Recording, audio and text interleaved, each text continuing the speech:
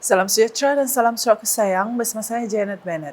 Tumpuan berita, Kerajaan Persekutuan melalui Kementerian Pengangkutan MOT akan mengkaji cadangan mewujudkan laluan kereta api Trans Borneo Railway bagi meningkatkan aktiviti ekonomi serantau.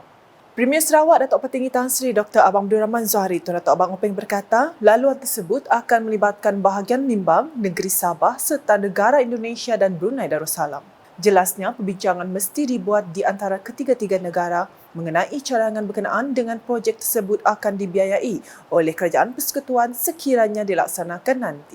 Satu kajian akan dibuatkan oleh pihak Kementerian Pengangkutan Malaysia, di mana dicadangkan kita mempunyai Trans Borneo Railway yang akan juga menjurus ke Sabah dan juga akan kita connect dengan di bahagian Kalimantan Indonesia. Jadi apa yang berlaku ialah mesti ada perbincangan di antara negara Malaysia, Indonesia dan juga Brunei. Kerana ia mungkin melibat ketiga-tiga negara. Saya rasa masa sudah sampai untuk kita mewujudkan Trans Borneo Railway, kereta api Borneo, yang sudah tentu dapat boost our economic activities, khususnya dari sudut logistik. Beliau berkata demikian dalam sidang media selepas mesyuarat Jawatankuasa Koordinasi Pembangunan Negeri SDCCM serta lawatan ke tapak beberapa projek di Lawas pada petang Sabtu.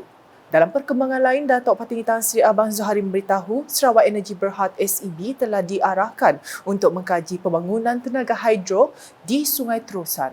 Beliau menjelaskan pembangunan tenaga tersebut akan dilakukan dengan kerjasama beberapa pelabur termasuk Petronas.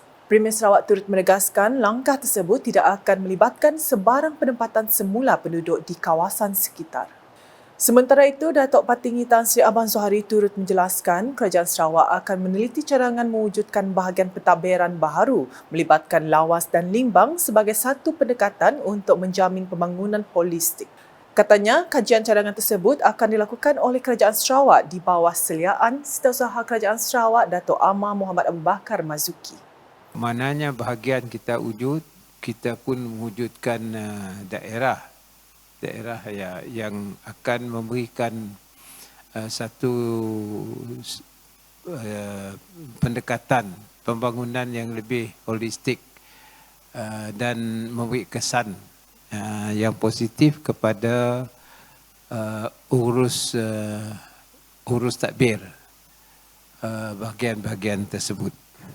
Menyentuh berkenaan projek-projek yang dilawati, Premier Sarawak memberitahu ia dilaksanakan secara berterusan.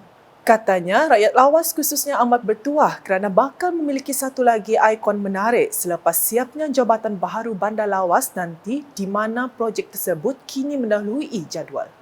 Selain itu, ujarnya isu-isu kritikal yang dihadapi Pusat Pentadbiran Bersepadu Lawas telah ditangani dan kini pembangunan ditumpukan untuk mendirikan bangunan pusat pentadbiran berkenaan.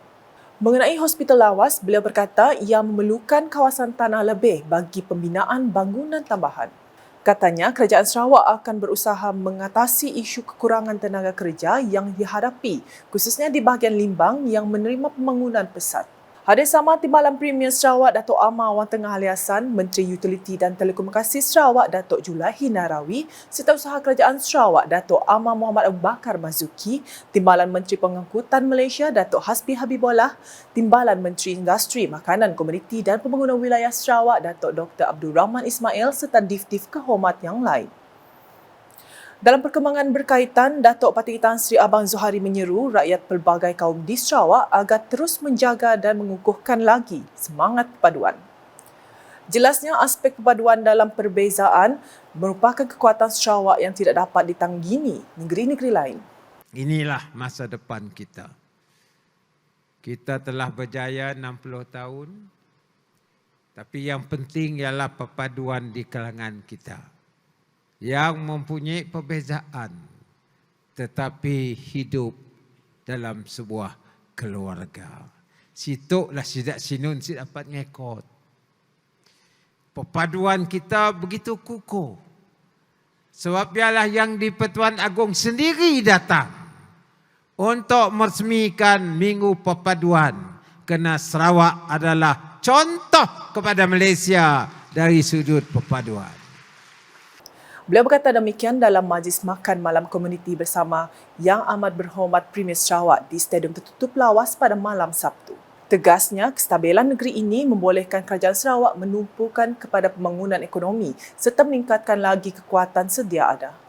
Ucapnya lagi, selepas penularan wabak COVID-19, beliau mengumpulkan golongan pakar untuk membincangkan kaedah memulihkan ekonomi negeri ini yang membawa kepada pengujudan strategi pembangunan pasca COVID-19 PCDS dengan visi menjadikan Sarawak negeri maju berpendapatan tinggi pada 2030.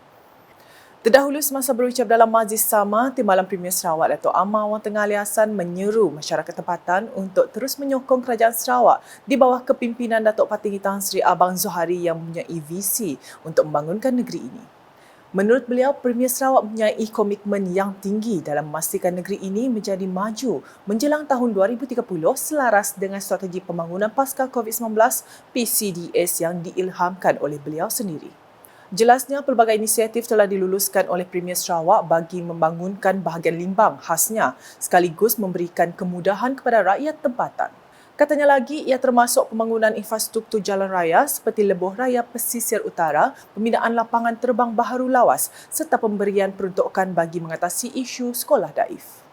Sebab itu, kita melalui NRDA, kita telah pun memperuntukkan 160 juta ringgit tau untuk nak baik pulih sekolah-sekolah. Ada yang terpaksa kita bina baru. Walaupun ini merupakan tanggungjawab kerajaan persekutuan, tapi Ketani tidak mau melihat anak-anak Ketani dalam keadaan sekolah macam itu. The environment tidak kondusif untuk pelajaran semua anak-anak kita. Kadang-kadang kuartus guru pun teruk. Kasihan melihat.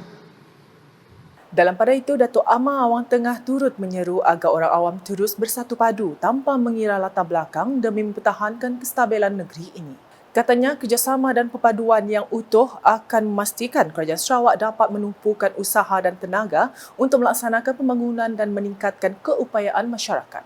Hadir sama Speaker Dewan Undangan Negeri Sarawak Tan Sri Dato' Amar Muhammad Asfia Wang Nasar, Menteri Pelancongan Industri Kreatif dan Seni Persembahan Sarawak merangkap Menteri Belia Sukan dan Pembangunan Usahawan Sarawak Datuk Seri Abdul Karim Rahman Hamzah, Menteri di Jabatan Premier Sarawak Datuk John Sikitayai, Menteri Utiliti dan Telekomunikasi Sarawak Datuk Julahi Narawi, Setiausaha Kerajaan Sarawak Datuk Amar Muhammad Abu Bakar Mazuki serta div-div kehormat yang lain. Keperkembangan di Miri, Ketua Kaum dan Ketua Masyarakat KMKK memainkan peranan penting dalam membantu menyebarkan dasar-dasar Kerajaan Sarawak kepada rakyat. Timbalan Menteri Pelancongan Industri Kreatif dan Seni Persembahan Sarawak Datuk Sebastian Tin Chiu Yu berkata, KMKK merupakan barisan pemimpin akar umbi yang menjadi mata dan telinga kepada kerajaan.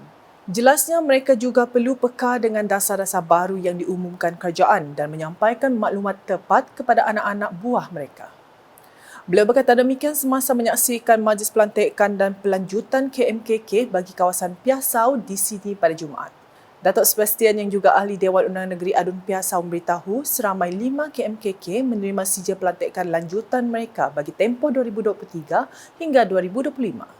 Majlis tersebut menyaksikan pelantikan baharu 2 kapitan iaitu Leong Ching Lim dan Chan Chai Ping bagi kawasan pusat bandar Miri dan Piasau bermula 1 Jun 2023 hingga 31 Disember 2026. Dalam majlis sama, Residen Miri Jamali Busri turut mengingatkan KMKK yang dilantik untuk memastikan penyampaian perkhidmatan yang berkesan di peringkat akar umbi. Manakala di Sibu, Kerajaan Sarawak komited dalam memperkasarkan pendidikan dan latihan teknikal dan vocasional TVET untuk membantu mengubah lanskap ekonomi negeri. Timbalan Menteri Kesihatan Awam Perumahan dan Kerajaan Tempatan Michael Tiang Ming Ti berkata, TVET sangat diperlukan bagi melahirkan tenaga kerja berkualiti tinggi dan memiliki kemahiran relevan yang diperlukan untuk memenuhi keperluan industri. Katanya ini kerana Kerajaan Sarawak sedang giat mempelbagaikan sektor ekonominya termasuk beralih kepada ekonomi yang berpacu dengan teknologi digital, ekonomi berasaskan hidrogen dan melangkah ke arah ekonomi hijau menjelang tahun 2030. College like College Vocational Cebu play a very important role because when Sarawak is moving so fast, is moving into advanced technological field, we need even more local skilled talents. Beliau berkata demikian semasa mengadakan lawatan kerja ke College Vocational Cebu pada Jumaat. Jelasnya, potensi industri dan daya saing dalam galangan tenaga kerja akan dapat ditingkatkan dengan pendidikan TVET selaras dengan revolusi industri. Sekian edisi Tengah Hari bersama saya, Janet Bennett. Berita lebih lanjut boleh didapati di semua platform media sosial UKAS masuk portal ukas.sarawak.gov.my dan UKAS channel di YouTube. Sebelum mengakhiri buletin UKAS, saksikan sorotan lawatan Premier Sarawak Datuk Patinggi Tan Sri Dr. Abang Rahman Zahid itu Datuk Bawang Peng ke beberapa tapak projek di Lawas pada petang Sabtu. #Menyebar Fakta, Salam UKAS.